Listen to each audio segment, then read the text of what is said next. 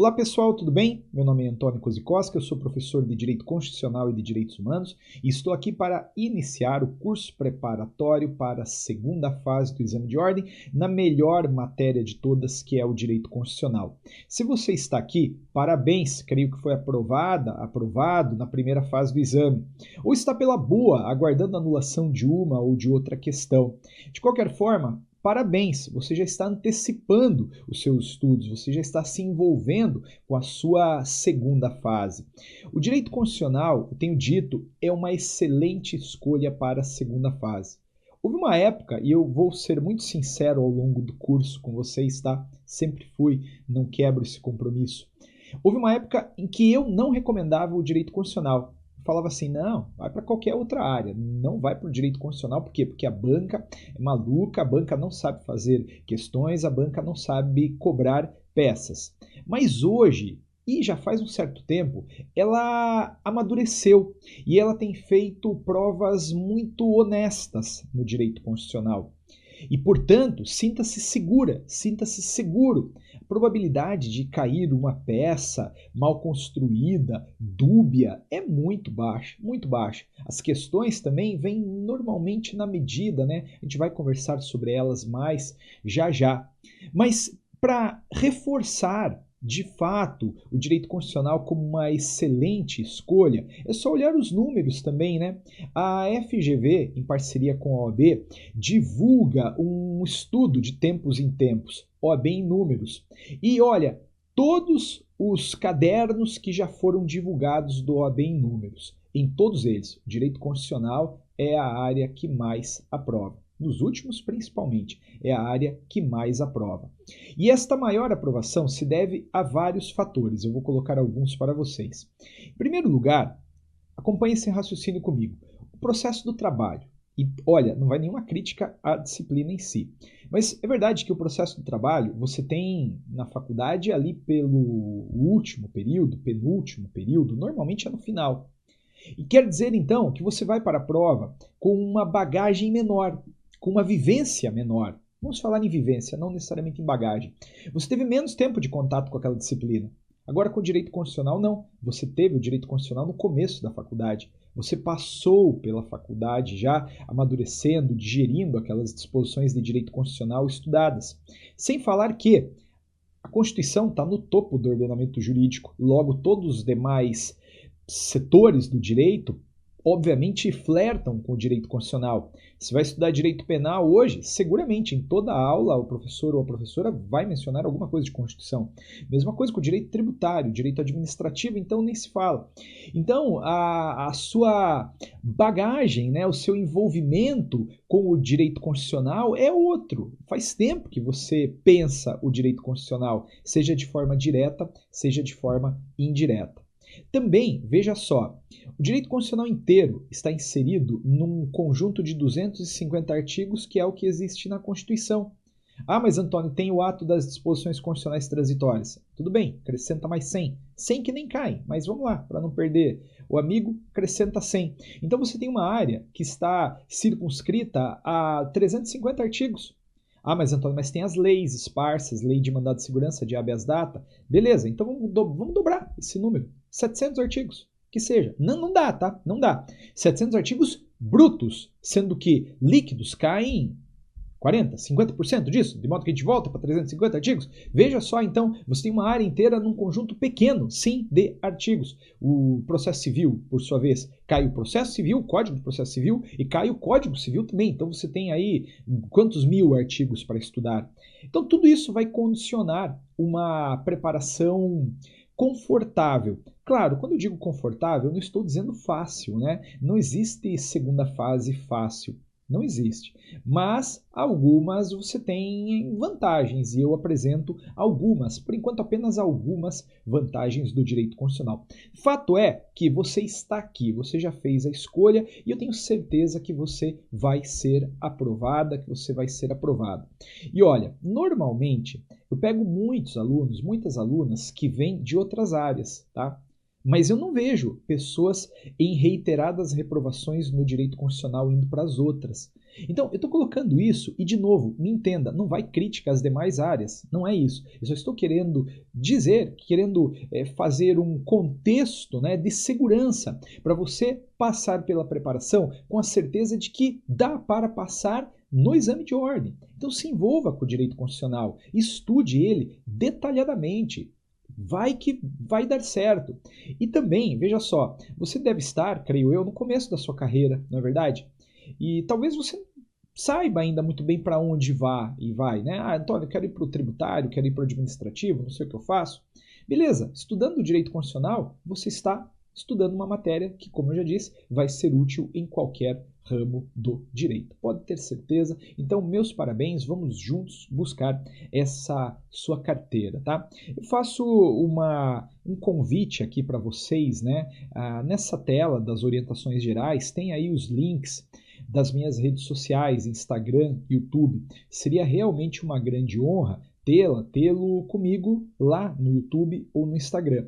Claro que a preparação ela é feita neste ambiente, toda a preparação é realizada aqui. Aqui a gente vai falar em peças, em direito material, jurisprudência, questões, várias questões, simulados, vamos falar sobre doutrinas que eventualmente divergem, vamos pensar o direito constitucional de uma forma bem legal. Mas lá nas redes sociais eu também sempre estou pegando aquela decisão que saiu ontem, entende? Para comentar, pegando um aspecto importante ali do direito constitucional para também, enfim, criar um cenário, né, macro de conhecimento. Então fica o convite, gostaria realmente que você me acompanhasse lá. E pode, inclusive, né, se fizer, mandar uma mensagem ali, ô Antônio, sou do curso jurídico, melhor curso do Brasil.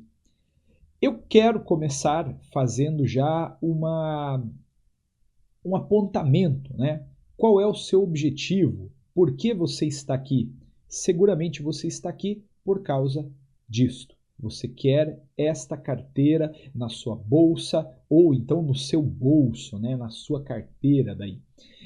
Já já você vai ter sua foto, vai ter aí o seu número, a advogada, advogado, função essencial à justiça. Valorize-se na sua carreira, valorize o seu colega, valorize a sua profissão. Seguramente a advocacia é uma das mais bonitas profissões liberais, se não uma das mais bonitas profissões, né? Lembre-se sempre daquilo que por exemplo, o Rui Barbosa falava, né? O Rui Barbosa ele falava assim: a advocacia não é para fracos. É verdade, não é. Você vai lutar, você vai brigar, mas você vai chegar em casa com a certeza de que fez o que precisava ser feito, beleza?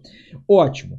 Aí eu vou partir do pressuposto, nessa aula aqui de orientações gerais, de que você não sabe nada sobre a segunda fase. Nada, nada, nada. Antônio, cheguei agora. Não faço ideia de como é a prova. Me explica. Claro. Então vamos lá. Como a prova está estruturada? Primeiramente, são 4 questões subjetivas valendo 1,25, total de 5, portanto, para serem respondidas em 30 linhas no máximo cada. Então, aqui a gente tem 4 questões subjetivas. Já vou fazer uma análise. A probabilidade lá na tua prova é a seguinte: cair uma questão fácil, uma questão difícil e 2 questões de nível médio um pouquinho para cima, tá? Um pouquinho para cima. Claro, dado o conteúdo que você vai agregar nesse curso, você vai enfrentá-las. Não vai cair nenhuma questão que você fale, meu Deus do céu, o que é isso? De onde saiu? Não vi nada disso. Isso não vai acontecer, tá? Você vai saber se situar com a Constituição, você vai saber se basear com ela, tá? Com índice, assim por diante. Não se preocupe, já vou falar de qual vademecum você vai usar e assim por diante. Então, mas já faço a ressalva. 4 questões, uma fácil, 2 médio para cima e uma dificinho. E faço, cara, porque, olha, toda edição de exame de ordem isso acontece. Você tem 4 questões, né? Para serem respondidas em 4 campos específicos. Questão 1, você vai responder no campo da questão 1. 2, no campo da questão 2. 3, 3, 4, 4.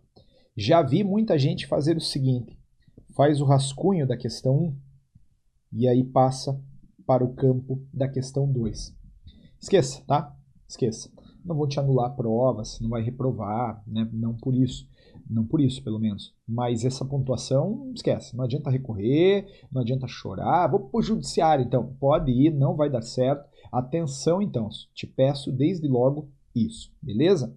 Mas além das 4 questões subjetivas, nós teremos uma peça valendo 5 pontos para ser elaborada em no máximo 150 linhas, 5 páginas de 30 linhas. Ok? Uma peça e 4 questões. E o drama é o seguinte: a aprovação é conquistada quando você alcança 6 pontos. De modo que, se você errar a peça, você não passa. Se você errar todas as 4 questões, você não passa também. Então, o que você vai precisar ter? Você vai precisar ter um equilíbrio na sua prova. Equilíbrio, entende? Você vai ter que transitar entre as questões e a peça. Claro que, né? Vou te falar uma coisa aqui. Se você errar a peça, esquece, não vai passar. Mas de outro lado, se você errar uma questão, você passa. Se você errar 2 questões, você passa. Se você errar 3 questões, zerar as 3, você também pode passar. Claro que daí você vai ter que ter um altíssimo desempenho na peça e nas questões, mas ainda assim você pode passar. Agora, se você errar a peça, aí esquece, não tem o que fazer. Ainda que você gabarite as 4 questões, você vai fazer no máximo 5 pontos. Você vai ficar por 1.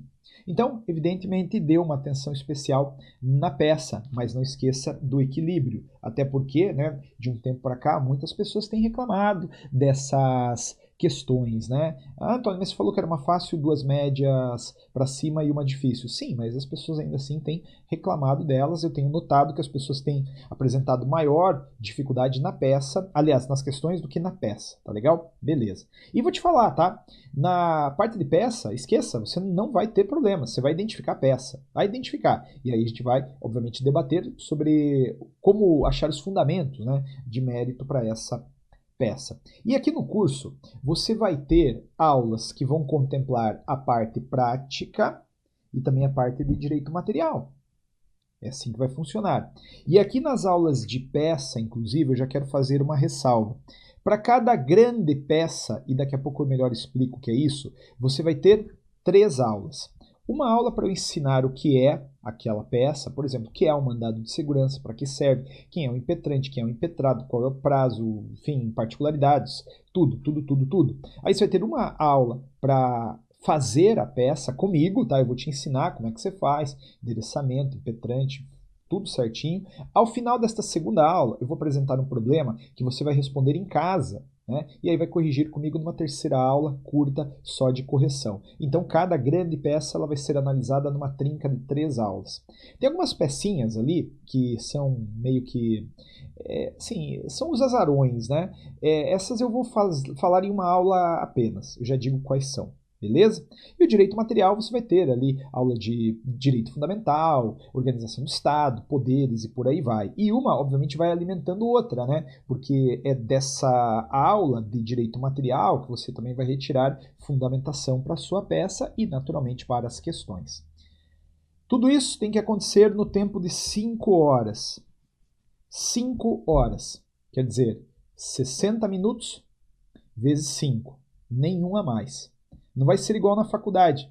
Na faculdade se falava, prof, dá mais 1 minuto, dá mais 5. E a gente dava, né? Lá não vai ser assim, não. O examinador vai arrancar o caderno da tua mão, se precisar, e vai embora. Beleza? 5 horas. 5 horas. Nada mais do que isso. Igual na primeira, então, né, Antônio? Sim. Beleza. Dúvidas frequentes. De largada. Dúvidas frequentes. Bom. Qual vademecum usar? Simples. O seu. E quando eu digo o seu, eu não estou falando para você pegar aquele que você está usando, que você herdou, né, de alguém que está usando desde o primeiro ano da faculdade. Não é isso. Você vai comprar um vademecum novo. Você vai arrumar um vademecum posterior à data do teu edital. Posterior à data do teu edital. Tá? Como assim o seu? Se você usou Saraiva a vida inteira, use Saraiva. Se você usou RT a vida inteira, use RT. Você já conhece, cara. Você sabe manusear aquele vademecum. Você obviamente entende aquilo ali. Então, eu tenho o meu e eu sempre o manuseio, né? Eu sei onde estão as coisas, mais ou menos, eu sei a diagramação dele, é algo familiar para mim. Quando você vai comer no mesmo restaurante, né, você sabe onde é que está o prato, onde é que está o sal, você sabe tudo. Agora, quando você vai num restaurante novo, você fica meio perdido, entende? Então é melhor você usar o seu. Antônio, eu sempre ouço isso, mas o meu Vademecum é do ano passado, serve. Olha, imagine o seguinte, saiu uma súmula vinculante nova e ela caiu na prova e você não tem. Talvez você saiba a súmula vinculante, a gente vai estudá-las inclusive, mas você não vai ter o referencial ali na hora. Pode ser que você seja prejudicado.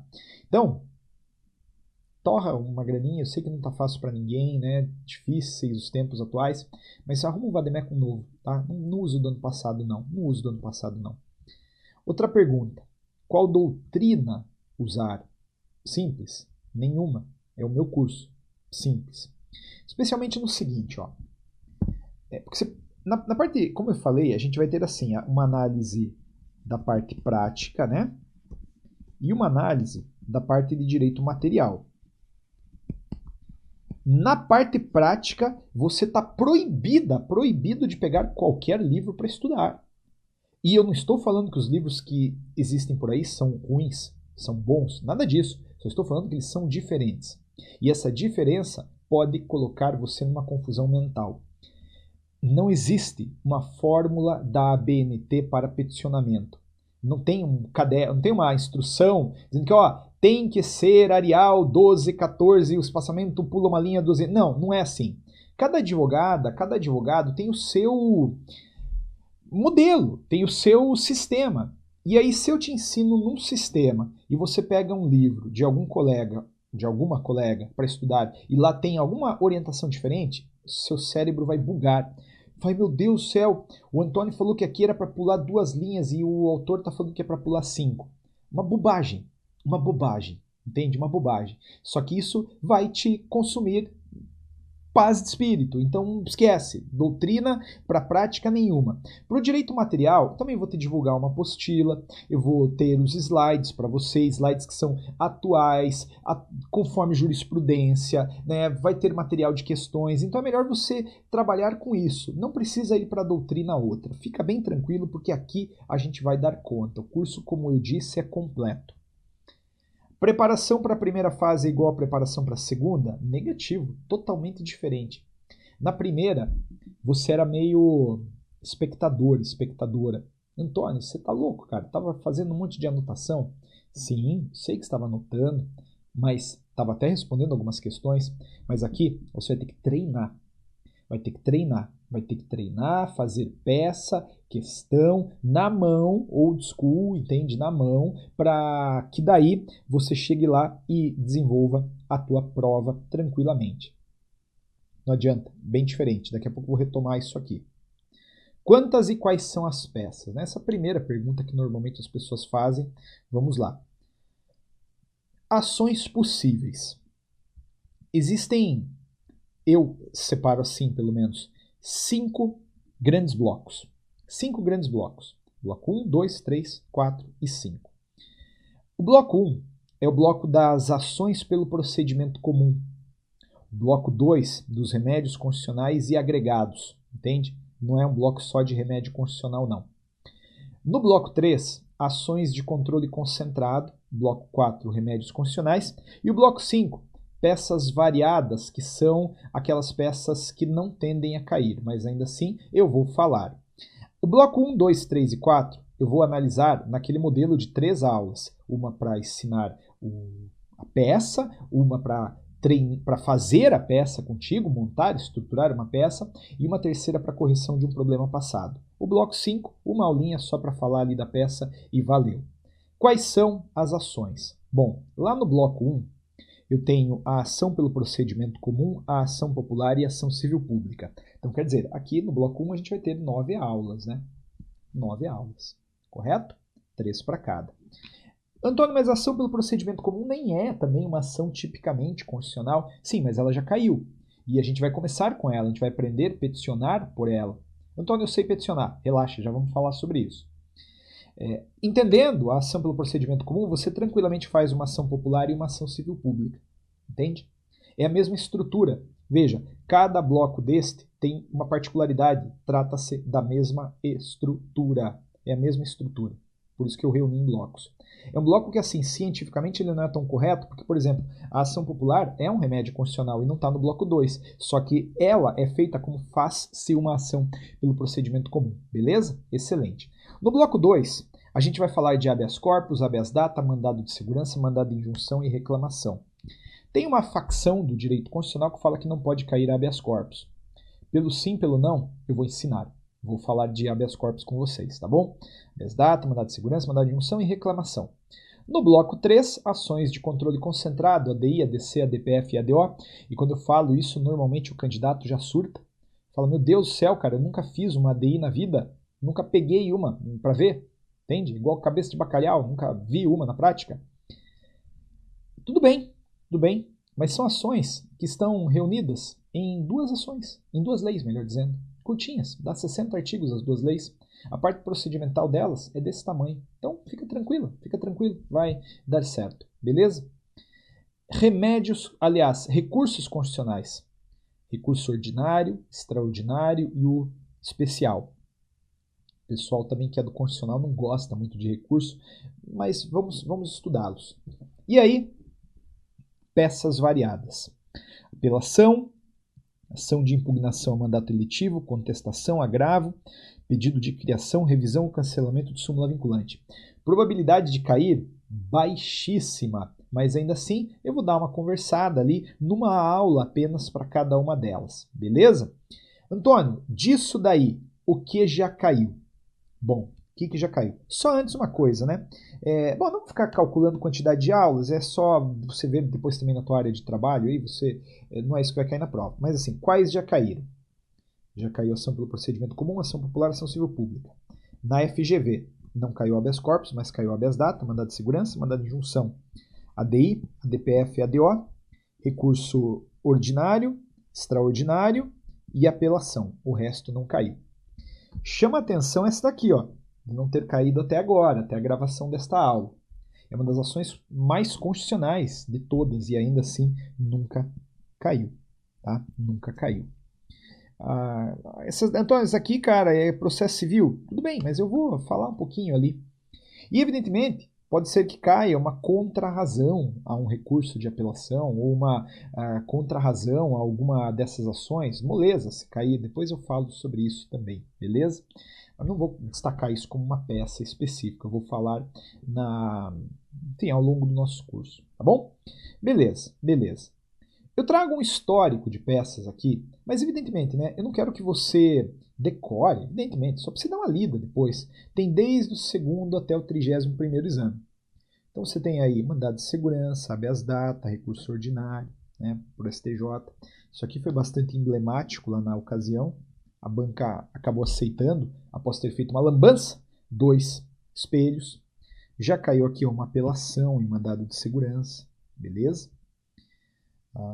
Teve uma reaplicação também uma vez numa determinada cidade, que faltou luz lá nessa cidade, caiu a luz eu acho, e aí cobraram uma arguição de descumprimento de preceito fundamental, e por aí vai. O ranking, isso talvez valha a pena mencionar, até hoje é este. Mandado de segurança 6, ação direta de inconstitucionalidade 6, ação popular 5. Então, remédios constitucionais basicamente é o que cai, né? Basicamente é o que cai. Mas há obviamente um indicador alto aí de ação de controle concentrado e outras ações também caíram. Então eu estou falando de estatística, né? Não de só isso que cai, como você viu ali, incidência de peças. Só orientações, então, apenas orientações. Deixa eu ver, acho que falei tudo. Evidentemente, se você ficar com alguma dúvida, você tem a sua área de aluno para mandar a sua dúvida, a sua crítica, seu elogio, o que você quiser mandar. A gente vai dialogando por ali, sem prejuízo, de novo, das minhas redes sociais, tá legal? Na próxima aula, a gente vai falar sobre marcação de código. Te espero lá. Beijo para todo mundo. Obrigado mais uma vez pela confiança. Tenho certeza que você não vai se arrepender. Farei de tudo para não desapontá-lo. Até a próxima aula.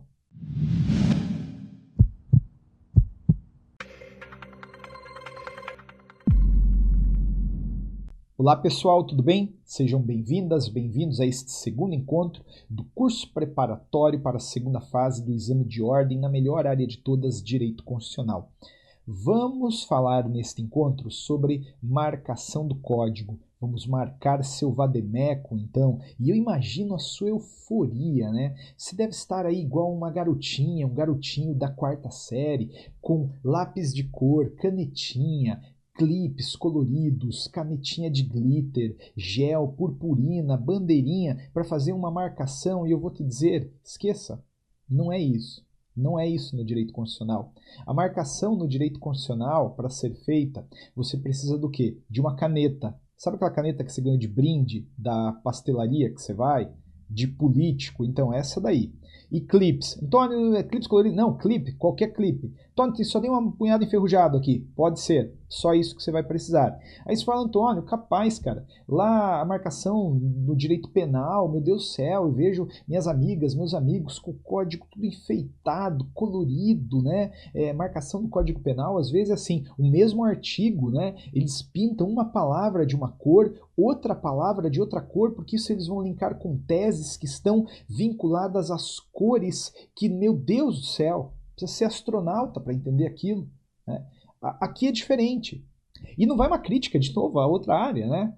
Lá é diferente. Lá talvez precise de um mapa para você rastrear as teses. Aqui no direito constitucional não é nada disso. Vou te fazer uma marcação muito simples e objetiva que no final das contas você mal vai usar. Aí você fala, ah, legal, você não vai usar? Por que a aula? Porque vocês gostam, porque vocês pedem, porque vocês sempre me perguntam, Antônio, não vai ter uma marcação? Há um fator psicológico na marcação, entende? As pessoas se sentem mais confortáveis em ter um vademécum ali minimamente marcadinho, grifadinho. E eu vou te ensinar então. Bom, isso aqui é a minha agenda, tá? Ganhei essa agenda da Universidade Católica de Washington, muito legal. E vou usar como se fosse um vademécum para não fazer a propaganda, né, de nenhum vademécum aí, beleza? Nada contra, não tem nenhum problema, mas vai que. Seu vademécum, aqui a capa dele, né, que tem a lombada, as partes do vademécum, as folhas e assim por diante. Pega a tua caneta e pega os clipes, deixa todos eles aí na tua frente. Lembra que na aula passada eu falei, olha, as peças que podem cair são, no bloco 1, ação pelo procedimento comum, ação popular, ação civil pública. No bloco 2, habeas corpus, habeas data e assim por diante. Então, o que eu fiz aqui? Ó? Eu peguei as peças e eu fiz um arquivo, entende? Que você vai fazer esse trabalho em casa. E se não quiser, assim, fazer em casa, né, parar uma tarde para ficar marcando, vai fazendo a marcação conforme eu for ensinando. Então, quando eu ensinar a ação pelo procedimento comum, você faz a marcação. Quando eu ensinar a ação popular, você faz a marcação e assim por diante. Mas quando eu for estudar a ação pelo procedimento comum, eu vou falar sobre o artigo 319 do Código de Processo Civil, artigo 300 do Código de Processo Civil, 311, tá? São esses basicamente os artigos que embasam uma ação pelo procedimento comum. Aí o que você vai fazer? Você vai pegar o seu vademécum assim, ó. Ele abre para cá, né, o teu vademécum, ó. Ele abriu. Você vai pegar nessa lombadinha aqui, entende? Ó, tô abrindo o vademécum, você tá me entendendo, né? Você vai pegar então nessa lombadinha aqui da que abre, aqui, mais ou menos nessa altura, você vai fazer um risquinho. Um risquinho não, na verdade, você vai botar o clipezinho na página onde está o artigo 319, 300 e 311 do CPC. Talvez até estejam na mesma página. Talvez até seja apenas um clipezinho só. Beleza? Pronto. Qual que é o efeito prático disso? Você vai lembrar, lá na hora da prova, que a primeira ação que você estudou comigo foi a ação pelo procedimento comum. É a que vai estar no primeiro degrau, no primeiro nível daqui da tua lombada, de clipes da tua lombada. Entende? Aí eu já vou desenhar, talvez você entenda melhor no desenho. Aí a outra ação, a ação popular, que foi a segunda que a gente estudou. Então, vai ser um pouquinho diferente, por quê? Porque tem mais artigos, entende? Tem artigo da Constituição e tem artigo da lei. E você vai colocar, vai localizar aí no seu vademécum a página, né, onde está, por exemplo, o artigo 6º da Lei da Ação Popular e numa segunda linha, entende? No segundo nível, tá? Você vai começar a colocar os clipes de ação popular, entende? Então, eu não entendi. Assim, ó, quer ver? Ó? Eu vou voltar aqui nessa tela introdutória. Imagina o seguinte, ó. Isso aqui é o teu Vademécum, correto? Vademécum. Beleza, aqui estão as páginas. E o que você vai fazer? Você vai meio que imaginar linhas aqui, entende? Linhas.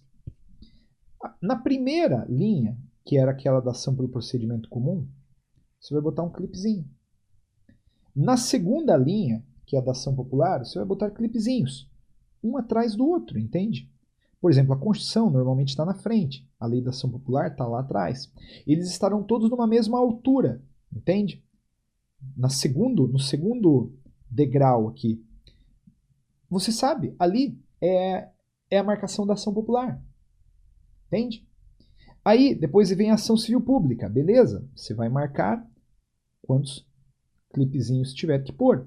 E uma coisa, sempre que você, por exemplo, falar ali, eu vou grifar então o artigo 319 do CPC, vou marcar. Você vai colocar aquele clipezinho e você também vai grifar, vai riscar o artigo embaixo, entende? Porque aí você pegou o clipezinho, tá aqui, abriu, vai estar já grifado o artigo que você precisa saber, entende?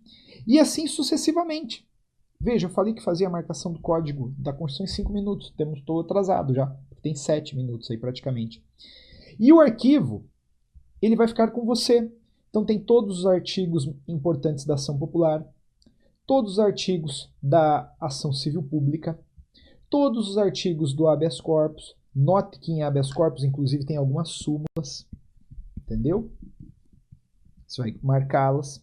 Tem aí a dispositivo da Constituição, dispositivo do Código de Processo. Então, o habeas corpus, que vai estar numa determinada altura do seu vademécum, ele vai ter mais de um clipe na mesma altura, entende? Está entendendo aqui? Eu até fiz marcações, ó, é mais ou menos isso. Aquele primeiro risquinho ali de cima seria o risquinho da ação pelo procedimento comum. Ali seriam clipes, né, de uma ação pelo procedimento comum. Logo abaixo, a sequência de clipes da ação civil pública. E assim por diante, entende, Antônio? Risca mais tua agenda aí, vou riscar. Então aí você vai lá, ó, e vai riscando, entende? A da ação civil pública. Então aí uma terceira linha, entende? Todos os clipes, um atrás do outro. Normalmente o primeiro clipe que vem é o que traz a hipótese de cabimento, porque normalmente ela está prevista na Constituição. Depois vem lá o das leis que regem essas ações, entende? Então, maravilha, é assim que você vai fazer. Este arquivo, ele vai para você, ele sobe e tem todas as peças do mandado de segurança, tem bastante coisa para marcar. No final das contas, você vai ter então um vademécum com uma sequência de clips, entende? O examinador ele vai pegar e vai olhar aquilo ali, ele vai ver que são clips. Ele não vai conseguir identificar uma estruturação de peça. No penal, sei lá, no trabalhista, não sei como é que funciona, né? Não sei qual é a segurança lá que os professores têm, mas aqui, relaxa, entende? Então, poxa, eu lembro que cara, caiu uma. Quer ver? Ó, caiu um habeas data. Putz, o habeas data, foi ali pelo começo do curso que o Antônio deu, né? Exato. Então você vai pegar, ele vai estar na quinta linha de clipes aqui, linha imaginária, tá? É isso, só isso. Você pode fazer essa marcação, como eu disse, numa tarde, pegar aí e fazer, grifar todo o vademécum, até para já se envolver mais ou menos com ele, né? E também você pode fazer ou pode fazer na medida em que as aulas forem acontecendo, tá bom? Na medida em que elas forem acontecendo, beleza? Hoje eu vou estudar reclamação, então beleza, vou marcar a reclamação. Eu não vou marcar o direito material, porque a Constituição tem um índice sistemático muito bem organizado. Entende? Normalmente vai cair lá por exemplo, um mandado de segurança. Aliás, uma ação direta de inconstitucionalidade. Vai ser tão automático você ir para o artigo 21, 22, 23 e 24 da Constituição, artigo que trata de competências legislativas. Estão automático, porque não faz sentido eu marcar. Até porque competência é uma coisa que você pode usar no mandado de segurança, na ADI, na DPF. Então ia dar uma sobreposição de clipes e cores que não é saudável. Realmente, para mim não é saudável. Então essas marcações aqui basicamente são dos aspectos processuais de cada uma das peças, né? Ó, você estava com medo aí da ADI? Olha a quantidade de artigos formais, é pouquinha coisa. Ó, hipótese de cabimento no 102.1a, requisitos da petição inicial, artigo 3º da Lei 9868, notificação da autoridade coatora, lá no artigo 6º, papel do AGU e do PGR nesses dispositivos e julgamento, acabou. Você já tem montada aí uma ação direta de inconstitucionalidade. Então, galera, basicamente é isso, tá? Estas são as dicas de marcação do seu vademecum. Nada demais, como eu já havia dito para vocês, beleza? Então, maravilha. Use, né, esse material para você fazer aí a marcação do jeito que mais lhe convém. Na próxima aula, a gente vai começar a falar sobre a parte prática, né, das ações, como é que se estrutura, o que é folha de rosto, esse tipo de coisa, tá bom? Bem legal. Por enquanto é só, galera. Bons estudos para vocês, tudo de bom. Nos vemos no próximo encontro.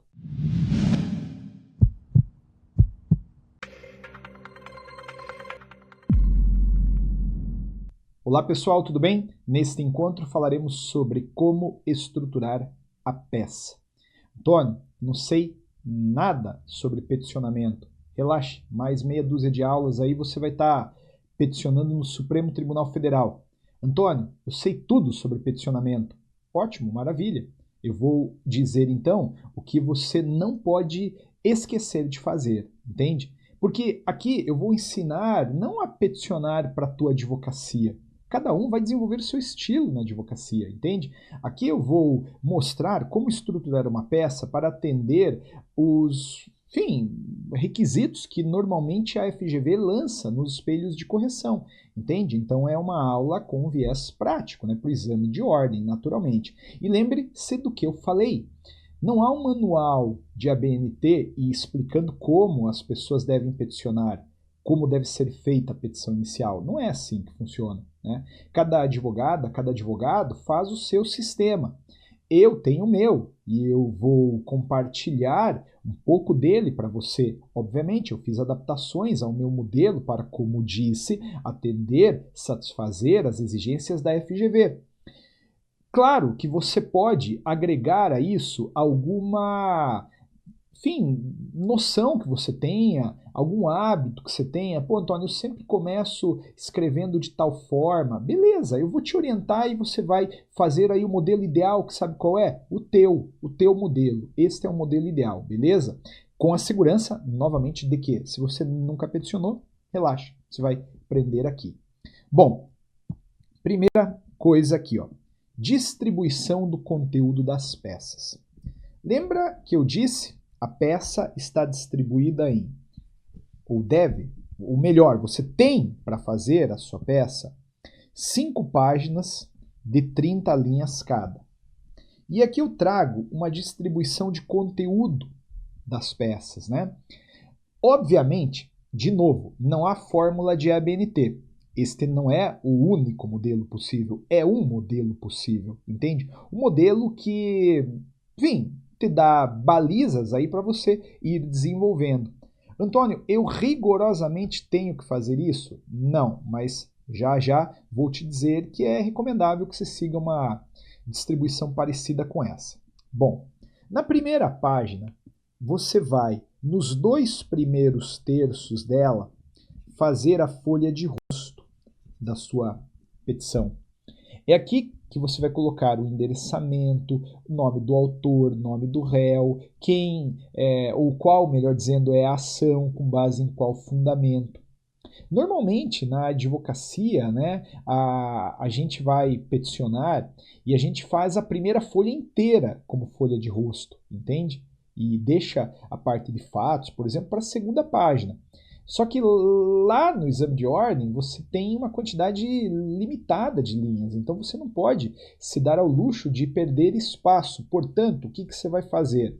Terminou essa folha de rosto, que eu já vou te explicar, obviamente, como você vai montar, você vai pular 2 linhas aí, só para separar os fatos. E aí você já vai começar a escrever os fatos na primeira página, entende? Antônio, mas só um terço, Antônio, não vai dar. Dá e sobra. Dá e sobra. Por quê? Tradicionalmente os fatos não são pontuados. Aí você fala, cara, mas assim, se não é pontuado, né? Por que eu tenho que fazer? Por um motivo. Porque quando você pega para sintetizar os fatos numa redação sua, você consegue enxergar o problema a partir de uma perspectiva diferente, aprofundada. Várias pessoas, quando estão fazendo os fatos, já vão tendo as ideias de mérito e assim por diante. Então você vai fazer os fatos. Já digo de que forma também. Na segunda página, aí eu separei uma página inteira, né? Às vezes dá um pouco menos, para a hipótese de cabimento.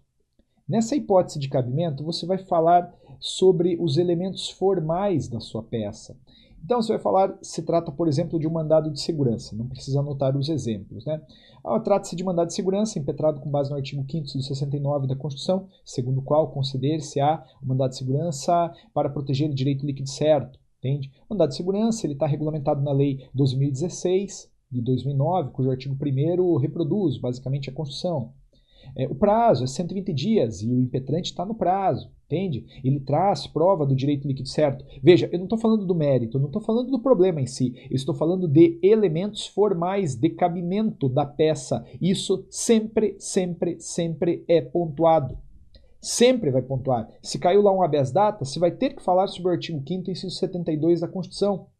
Você vai ter que falar sobre esgotamento da via administrativa. Não precisa marcar nada ainda de direito, só estou construindo. E é isso que você vai, em cada peça, trazer na hipótese de cabimento. 13.4. Mérito. Aí é o mérito. Não faço a menor ideia do que pode ser, né, no seu mérito. Vai depender da sua ação, mas aí você vai sim falar sobre o direito, né? Há uma outra parte ali de tutela de urgência. Basicamente todas as peças trazem uma tutela de urgência, uma liminar, uma cautelar, e você faz aí. Meia página está mais do que suficiente.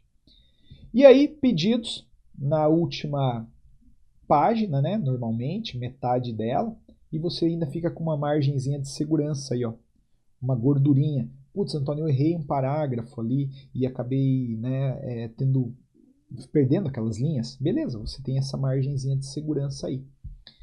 Como eu falei, este modelo é obrigatório? Não, não é, né? Mas ele é recomendável, fica uma estrutura familiar ao examinador, porque normalmente os advogados, as advogadas fazem assim, entende?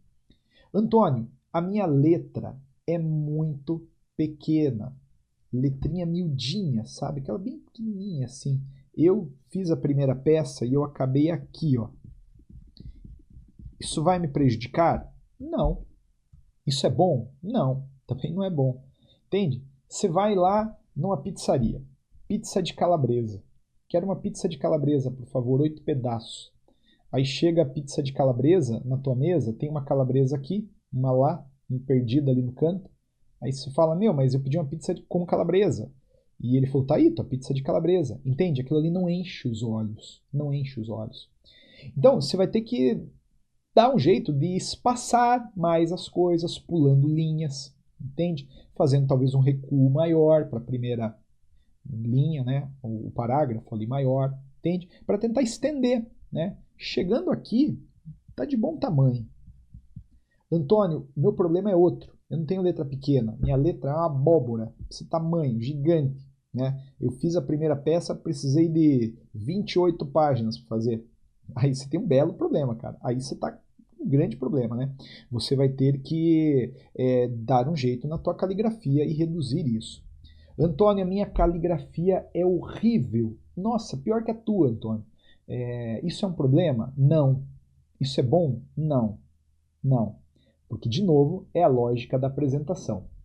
Você vai num restaurante, pratos em cima do gelo, guardanapos, tudo branco, impecável, garçom trabalhando de forma asseada, tudo com pegador, você sente vontade de comer, entende? Você já começa a comer com os olhos ali, aquilo te agrada. De outro lado, você vai lá num boteco comer, pede aquela coxinha ali, ó, aquela gordurosa ali, do lado daquele quibe. Não, não é quibe, não, é ovo frio, é ovo, sai mosca, sabe? Essa piada é velha, sem graça. Entende? Podre. Cara, o garçom vira assim e tá aparecendo o cofrinho dele atrás. Aquilo não é legal. Entende? Você já consegue embrulhar o estômago ali. É mais ou menos o que vai acontecer com a prova, com caligrafia boa e com caligrafia ruim. Se você tiver uma caligrafia bonita, normalmente as meninas têm, né? Mas o examinador, ele pega aquilo ali, nossa, que prova bonita, agradável, ele vai ler.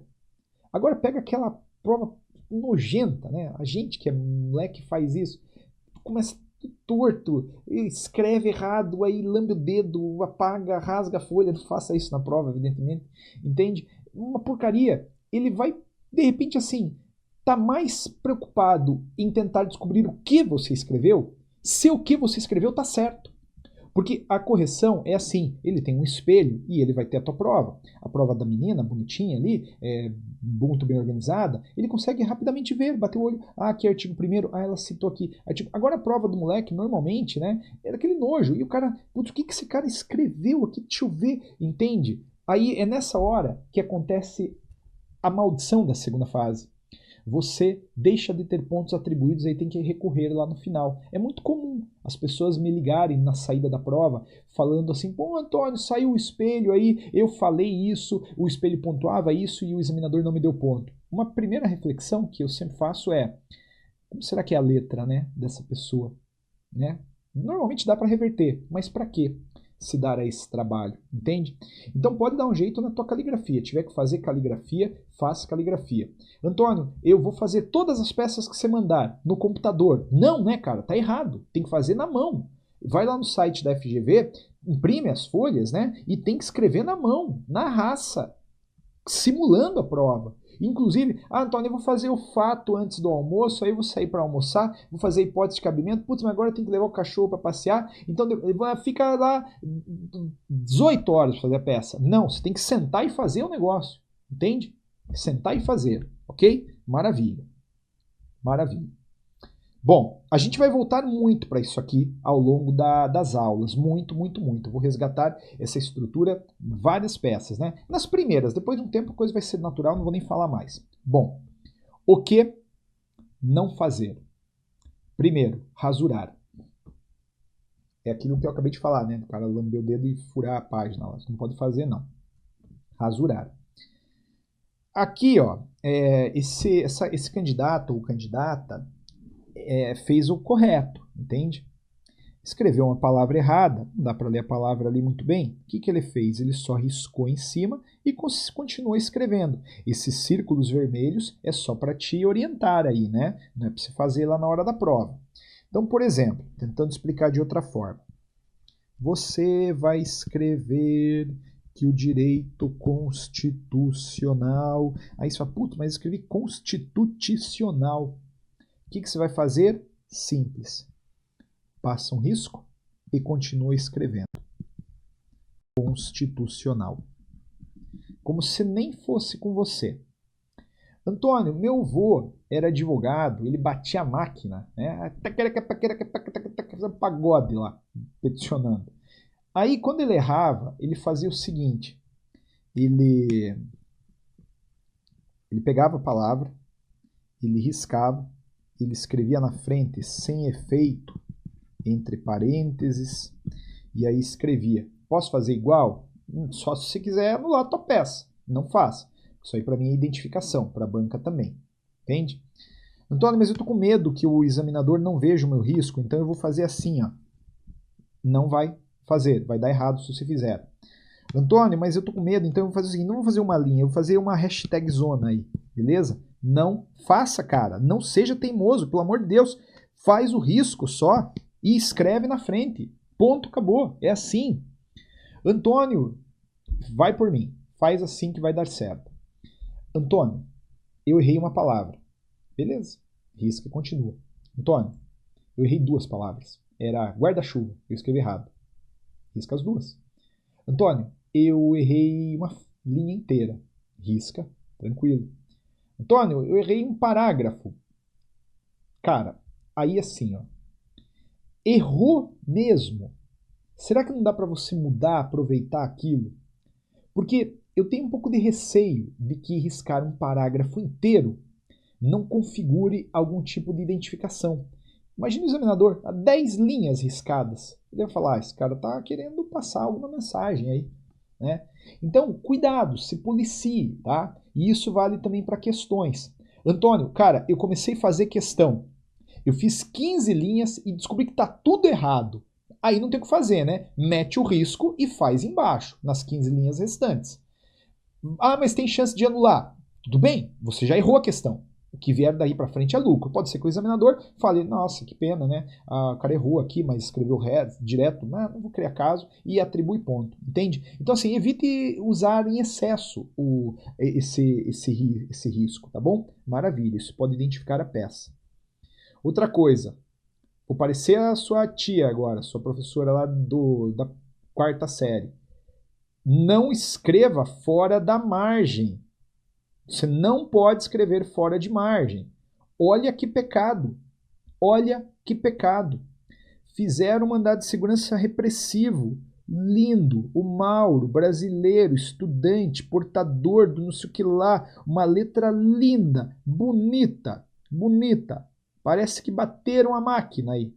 Só que, para salvar aqui, o Constituição Federal de 88 escreveu fora de margem. Qual que é a consequência? 0 na peça. 0 na peça. 0 na peça, a gente viu na primeira aula, é reprovação. Reprovação. Olha bem para isso aí e não faz igual. Custava ter jogado isso para cá. Era só ter empurrado essa linha um pouquinho mais. Não ia nem perder uma linha a mais, entende? Não escreva fora de margem. Vai dar errado. Vai dar errado. Beleza? Cuidado. Cuidado. Treino resolve isso aqui tranquilamente. Outra coisa. O que eu não posso fazer? Ficar pensando na morte da bezerra, né? Perder tempo. Você tem 5 horas de prova. 5 horas de prova. É isso que você tem. E aqui vai uma dica muito importante. Antônio, eu posso fazer rascunho? Eu recomendo fortemente que faça, mas você tem que entender o que é o rascunho. O rascunho é assim, ó. Você não vai fazer a peça, escrever a peça e depois passar limpo inteira. Não vai dar tempo, entende? Não sei que você seja muito bom, boa, rápido, aí vai por tua conta, mas eu acho que você pode fazer diferente. O rascunho é assim, peça. Qual a peça? Mandado de segurança. Beleza. Impetrante, Maria. Impetrado, Rodolfo. Qual que é a lei? Lei 2016. Tem que citar. Fato. Descrever fatos. Hipótese de cabimento. Citar artigo 569, artigo 1º da lei 2016, não precisa anotar nada, você vai ter tudo isso no momento oportuno. Tem que citar esse artigo, tem que citar o 23 da tempestividade, entende? Mas não precisa escrever assim, no rascunho. O mandado de segurança é tempestivo, eis que impetrado em prazo inferior ao mencionado no artigo 23, para daí passar isso a limpo. Não, tempestividade, artigo 23, 120 dias, ponto. Isso é rascunho. Aí depois você engorda aquilo lá no seu caderno. Cara, vai dar certo. Vai por mim que vai dar certo, beleza? Vai dar certo. Outra coisa, deixar de treinar. Na primeira aula eu falei sobre como é o nome daquilo? A diferença entre a preparação para a primeira e para a segunda fase. Eu falei para você que na primeira fase você era mais espectador, você até ficou com ligeira raiva de mim, falou espectador, eu não sei o que lá, porque eu estava me matando aí. Tudo bem, eu concordo, desculpa, mas o que eu quis dizer é que lá você estava numa postura mais passiva. Aqui você estará numa postura totalmente ativa. Eu não sou professor, eu sou facilitador aqui, porque quem vai arrancar essa carteira é você, entende? Treinando. Então, se eu fiz um mandado de segurança e no final da aula apliquei um problema, você vai arrumar um tempo para fazer esse problema. Ação popular, mesma coisa. Qualquer ação, mesma coisa. Beleza? Você não pode deixar de treinar. Não pode deixar de treinar. Tá bom? Pronto. Pronto. No computador vale? Eu vou fingir que não ouvi a pergunta, tá? Já tinha dito que não vale. Tem que ser na mão. Bom, aí lembra daquilo que eu explicava ali, né? Deixa eu até voltar naquela telinha. Aqui, ó. Folha de rosto. Tá nos primeiros 2/3. Vamos tentar entender o que é uma folha de rosto. Aqui, ó. Bom, a folha de rosto é o local apropriado para a indicação do endereçamento, nome e qualificação das partes, indicação da ação, etc. Então imagina que essa parte em branco aí são aqueles 2/3 lá. É aqui que você vai escrever. Excelentíssimo. Eu vou te explicar depois isso tudo, tá? Senhor, doutor, juiz, blá, blá, blá, blá, blá, blá. Eu já te explico como é o endereçamento. Você vai pular 2 linhas, vai colocar aqui o autor qualificado, tá? Por intermédio de seu advogado, vem com base no artigo tal, impetrar, pula uma linha ou 2. O habeas data, em face de quem? No caso aqui não seria um autor, né? Porque habeas data seria um impetrante, mas você está entendendo.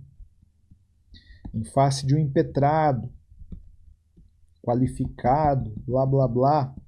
E aí você vai pular 2 linhas e já vai começar aqui a partir dos fatos. Entende? É isso aqui, né, essa folha de rosto, que normalmente lá no teu escritório a gente faz numa página inteira.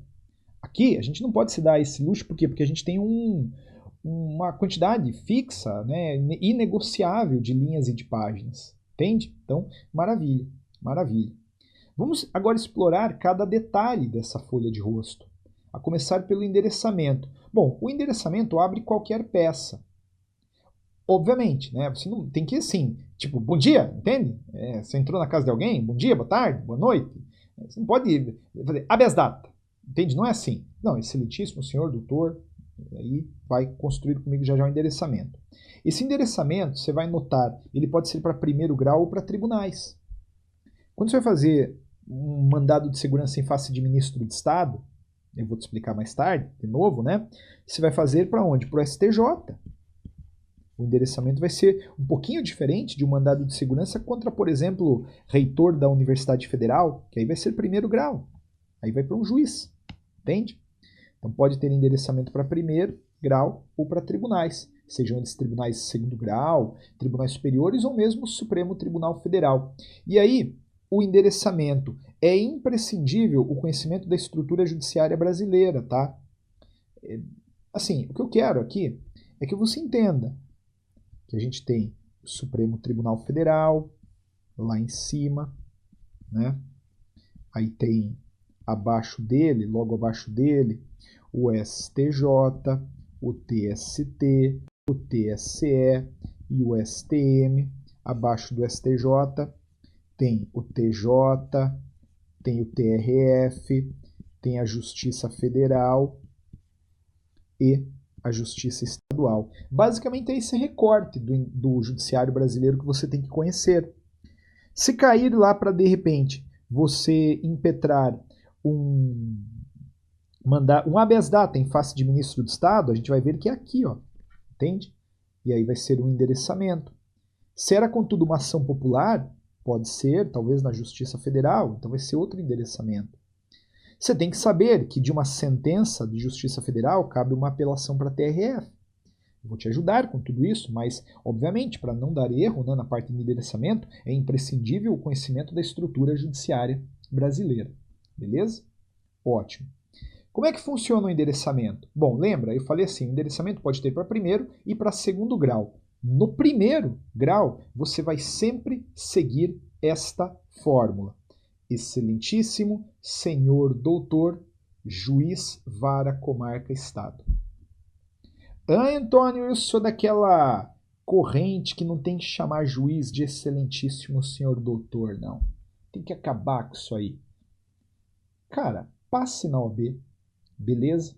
E depois você acaba com o que você quiser. A maior parte dos advogados, das advogadas, realmente, eu posso estar enganado, mas é a minha impressão, não se incomoda com esse pronome de tratamento. Use-o, então. Excelentíssimo senhor doutor. Pode usar. Antônio, posso escrever digníssimo juízo? Pode. Mas eu ficaria com excelentíssimo senhor doutor. Juiz, vara, comarca, estado. Olha a escadinha. Juiz, vara, comarca, estado. Entende?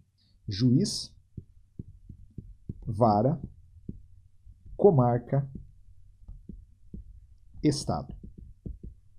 Basicamente é assim. Basicamente é assim. Antônio, caiu lá na minha prova um problema que envolvia a União, tá? Eu tinha que entrar com uma ação em face da União. Nós estávamos lá na capital X do estado W. Sem dúvida alguma, como é que ficaria o endereçamento? Excelentíssimo senhor doutor, juiz federal, porque estava União, isso eu vou te treinar, tá bom? Ou juiz da vara federal, pode ser, tá? Ou juiz federal da vara civil, tudo isso vai ser cabível, eu vou te explicar certinho. Da capital X do estado W, beleza? É assim que você vai fazer, escadinha. Juiz, vara, comarca, estado. Sempre utilize os dados do problema. Ali eu fiz uma escadinha utilizando os dados do problema. Concorda comigo? Eu falei ali sobre tudo que tinha que falar. Antônio, e esse negócio de juiz federal ou da vara federal? Não é isso que vai pontuar. Tanto que a banca ela é bem aberta nisso aqui. O que ela vai querer saber é o seguinte, nesse meu problema aqui, ó. Tinha que direcionar para um juiz federal da capital do X do estado W, da capital X do estado W. Então, excelentíssimo senhor doutor juiz federal da vara civil da comarca da capital X do estado W funcionaria perfeitamente. No começo, essa parte de endereçamento, ela meio que incomoda, assim, um pouquinho, as pessoas não gostam, mas relaxa, você vai ver, você realmente vai ver, tá bom? Aí eu trago aqui o endereçamento para tribunal de segundo grau, superior ou para o Supremo. É um pouquinho diferente porque é excelentíssimo senhor doutor, cargo presidente tribunal. Excelentíssimo senhor doutor, você notou então que é um pronome de tratamento aqui que a gente vai usar de forma indistinta em todos os endereçamentos. Só que aí vem cargo, presidente e tribunal. Então, se eu quero... E aqui, inclusive, vale muito a pena você conhecer aquela organização judiciária do Brasil, né? Então, se, por exemplo, é uma ação que eu tenho que distribuir no STJ, excelentíssimo senhor doutor, ministro, porque no STJ é ministro, presidente do Superior Tribunal de Justiça. Entende? Putz, mas não era, Antônio, era no TJ do estado X. Excelentíssimo senhor doutor, desembargador, presidente do Tribunal de Justiça X. Beleza? Olha, atenção. Ministro, a gente vai ter no STF e nos tribunais superiores. Tribunais superiores que são o STJ, o TST, o TSE e o STM. Desembargador, a gente vai usar para TJ e para TRF. No TRF pode falar juiz-presidente também, tá? Porque a própria Constituição fala. Mas usa desembargador-presidente mesmo que seja. Beleza? Entendeu? Então, aqui você tem que citar o cargo.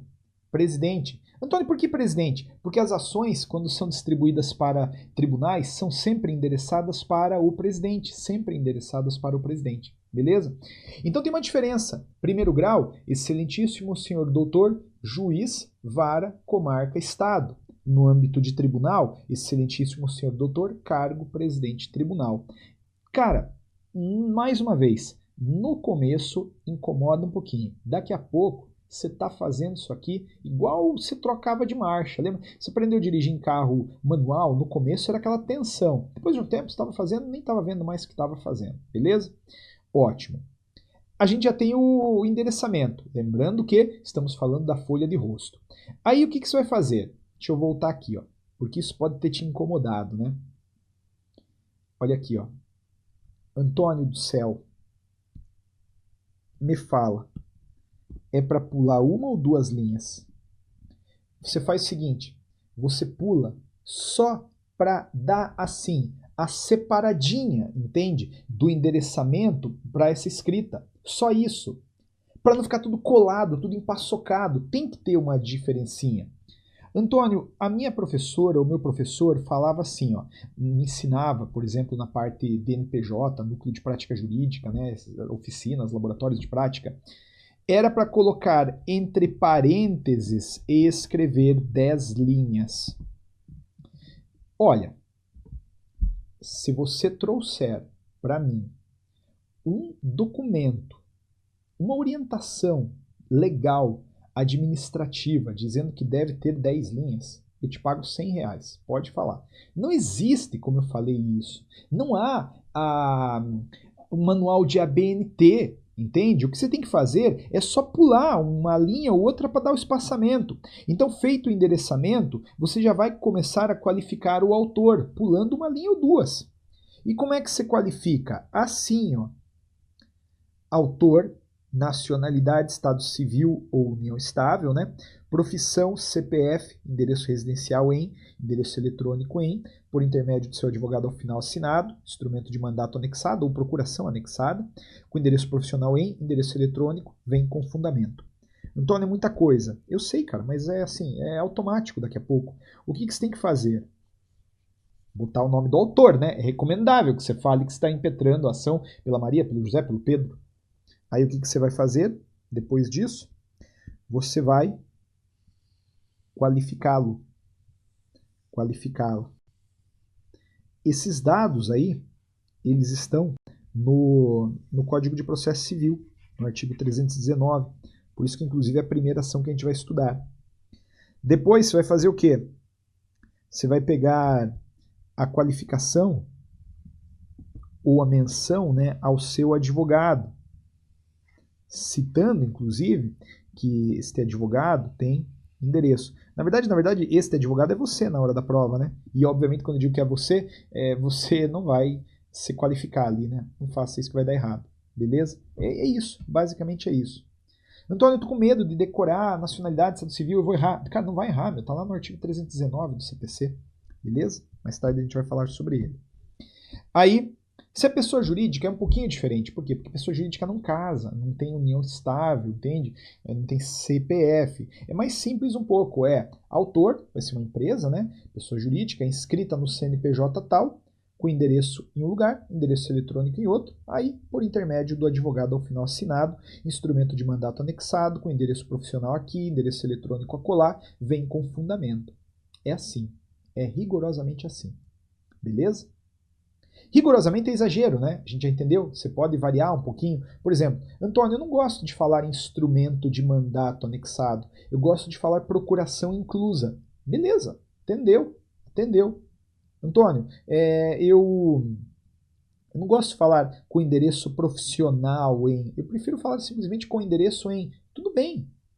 Eu não gosto de falar em endereço eletrônico, eu gosto de falar em e-mail. Tudo bem, cara. Aqui, assim, é aquilo que eu falei. O melhor método de peticionar é o seu. Se você não sabe, eu estou te apresentando uma possibilidade que vai atender ao requisito. Agora, se você sabe, você pode usar isso, obviamente, temperando com aquilo que eu reforço aqui, que não pode faltar. Sem dúvida alguma, a apresentação é meio caminho andado. Sem sombra de dúvida. Entende? Aí é aquilo que eu falava há algum tempo atrás. O examinador comendo com os olhos a sua peça. Ó, veja que interessante, ó. Pulou duas linhas aqui só para dar o tchan ali, a separadinha, entende? Aqui só pulou uma. Mas veja que ele foi também mantendo um parâmetro, um padrão, né? Legal isso aí é legal. Antônio, isso aqui é legal. Ele escreveu aqui em caps, né? Aqui em caps. Pode, sem dúvida alguma pode, né? Pode fazer isso aí, pode destacar. É importante que você destaque. E é muito importante que você coloque as coisas em tópicos. Antônio, no meu mérito apareceu para eu falar sobre liberdade de expressão e mais uma coisa qualquer. Abre 2 tópicos da liberdade de expressão. Por quê? Porque o examinador ele não tem tempo, cara. Ele tá igual a gente. Entende? Se ele olhou no tópico ali, putz, liberdade de expressão, ele já falou, ele já não vai nem ler teu texto, ele já vai te atribuir ponto. Sacou? Agora, se você faz um textão corrido, sólido, quadrado, tá, não é legal, não é legal. Beleza? Bom, a gente já tem então aqui a folha de rosto, né? Aí os fatos.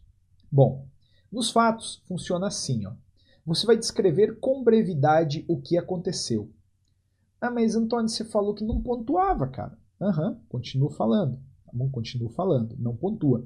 Mas, quer dizer, no que não pontue, não tende a pontuar.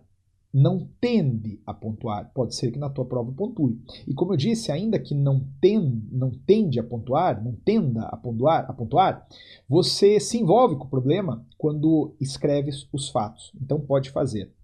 E uma coisa. Eu sei que você adora escrever, mas aqui, objetividade. E não invente nada. Não invente, cara. Deixa a tua veia literária para depois, né? Ai, o autor ficou arrasado. Esqueça, se isso não está no problema, não coloca. Não coloca, porque vai dar errado. Tá bom? Aí, feitos os fatos, hipótese de cabimento. Essa hipótese de cabimento, você vai discorrer sobre os artigos que embasam a pretensão, quem é o legitimado ativo, quem é o passivo. Então aqui é como se você estivesse fazendo uma redação sobre a peça. Trata-se de mandado de segurança impetrado com base no artigo 569, está no prazo de 120 dias, tudo isso vai pontuar, cara. Entende? É uma ação direta de inconstitucionalidade ajuizada com base na Lei 9868 de 99, artigo 102, inciso 1, alineada à Constituição. Não precisa, de novo, evidente, marcar esses fundamentos, que eles serão dados em aulas verticalizadas para entender cada uma dessas peças. Só estou querendo dizer que você vai ter que abrir um campo para falar sobre os aspectos formais da sua peça. Eu estou te ensinando essa primeira aula. Na medida em que eu for treinar com você, tudo isso aqui vai fazer muito, muito sentido. Beleza? Depois vem o mérito. E no mérito, assim, você vai falar sobre os fundamentos do problema, do pedido. Você está pedindo o quê? Eu estou pedindo, Antônio, direito de informação. Por quê? Porque o artigo 5º, né, inciso 14, fala. Então é aí que você vai trazer os fundamentos de mérito. Beleza? Ótimo. Aí, veja como está indo até rápido aqui. Urgência. Também se vai falar sobre essa tutela de urgência, discorrer sobre o provimento urgente no caso. Né? Cada peça costuma trazer um fundamento específico. Então, lá na lei da ação popular, tá lá o artigo 5º, é o artigo que fala, ou 12, agora não lembro, acho que é o 12, que fala sobre a liminar, entende? No mandado de segurança é o 7º, de leis, então cada lei tem também um artigo, você vai trazer para a parte de tutela, e aí os pedidos estão lá no fim. Delimite os pedidos da ação. Os pedidos são muito importantes e pontuam muito na prova. Pontua demais, demais, demais, demais. Beleza? E você vai fazer certinho, como a gente vai conversar em cada peça específica. Olha, para a gente encerrar, agora que a gente já está entendendo então como estruturar a peça, né? Dicas de como escrever. Dica mesmo, tá bem rápida aqui. Sempre, se você tem dificuldade para escrever, lembre-se desta fórmula, desta trinca. De acordo com o artigo, no caso concreto, logo. Esses conectores estruturam um parágrafo muito facilmente. Pô, Antônio, eu sabia ali que tinha que falar sobre o artigo 5º, inciso 14 da Constituição, que era o direito de informação naquele meu habeas data. Mas eu não consigo botar isso num parágrafo, não me sinto confortável. Você pode fazer o modelo ali, de acordo com o artigo, no caso concreto, logo. De acordo com o artigo 5º, inciso 14, a todos são assegurados o direito de informação. No caso concreto, o impetrante teve esse direito sonegado. Logo, é viável a concessão de um habeas data para instrumentalizar o pedido. Cara, pronto, lindo, é isso que precisa. Antônio, mas assim, cadê as expressões em latim, né? Cadê ad argumentandum? Cadê Cara, tem tanta, eu já nem uso, que já nem lembro mais essas expressões, né? A presunção iuris tantum, cadê? Fuja fuja. Você está no século XXI já, tá? Não soa muito bem hoje falar. Claro, né? No periculum in mora, no fumus boniuris, aí tradicionalmente você pode usar, a banca inclusive pontua, mas tenta dar uma minimizada, né? Tem umas expressões em latim que são desse tamanho, assim. Esqueça, não faça. Outra coisa, quando você for citar artigo, você não precisa citar o artigo inteiro. Por exemplo, o artigo 103 da Constituição é o que trata dos legitimados para ajuizamento de ação direta de inconstitucionalidade. Vamos supor que quem impetrou o teu foi o partido político, quem ajuizou o seu, melhor dizendo, foi o partido político com representação no Congresso. Ao falar sobre isso, você não precisa citar os incisos aqui de cima. Você pode falar de forma direta, assim, ó. De acordo com o artigo 103 da Constituição, são legitimados para ajuizamento de ADI os partidos políticos com representação no Congresso. Pode pular tudo. Antônio, posso citar o artigo em citação direta? Pode, mas cuidado, né? Cuidado para não comprometer tua quantidade líquida de linhas, né? Porque você poderia falar assim, de acordo com o artigo 103, são legitimados para ajuizar a ADI. Aí se coloca embaixo, artigo 103, podem ajuizar a ADI e ADC, bota lá o partido político com representação. Pode colocar num texto direto, pode fazer uma citação direta, mas realmente não precisa citar o artigo inteiro. Importante lembrar de uma coisa. A banca, ela costuma atribuir ponto para o fundamento, né, mais o artigo. Se você só botou o artigo, normalmente ela não pontua, entende? Então assim, ó, o autor é legítimo conforme o artigo 103.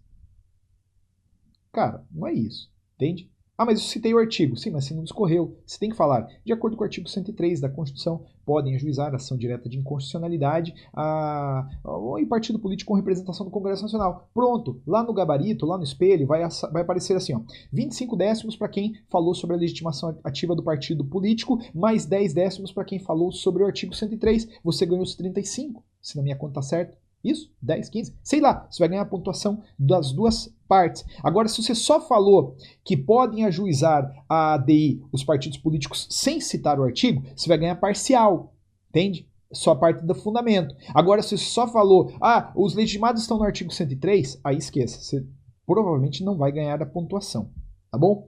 Outra coisa, seja direto, até porque você não tem muitas linhas para escrever, né? Seja direto, cara. Quer conversar, vai na Hebe. Tinha um ditado assim antigamente. Escreve lá direto e pronto, acabou. Beleza? De novo, evite expressões em latim desnecessárias. Não é proibido de usar, é desnecessárias.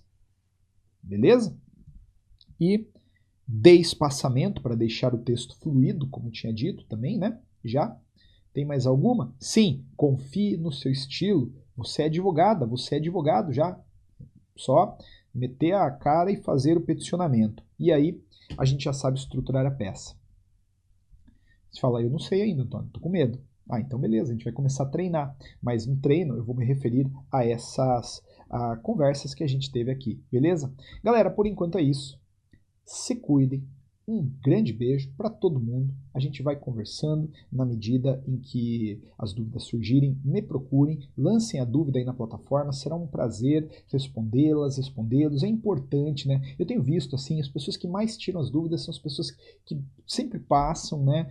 Pode dar errado uma vez ou outra, mas é uma métrica, entende? Uma métrica. Beleza? Galera, como sempre, bons estudos. Tudo de bom, nos vemos no próximo encontro.